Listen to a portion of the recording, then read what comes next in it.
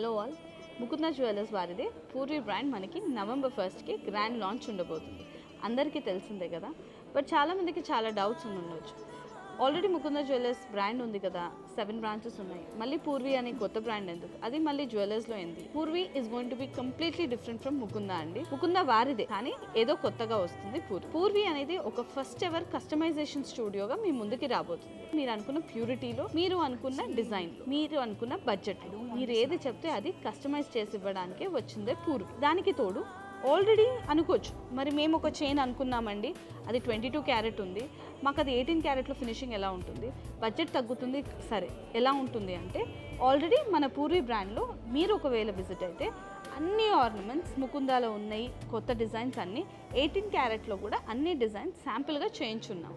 So ఇవన్నీ చూస్తే 18 carrot ఫినిషింగ్తో 18 carrot ప్యూరిటీలో మనకి డైలీ వేర్ తాళీ చైన్స్ చేయించాం. సో చాలా రేర్ ఇలాంటి ఆర్నమెంట్స్, ఇలాంటి చైన్స్ మనకి జనరల్గా 22 క్యారెట్లోనే దొరుకుతాయి. సో 18 క్యారెట్లో పెడితే ఏంటంటే కొంచెం మీకు బడ్జెట్ తగ్గుతుంది, at the same time durability కూడా ఉంటుంది.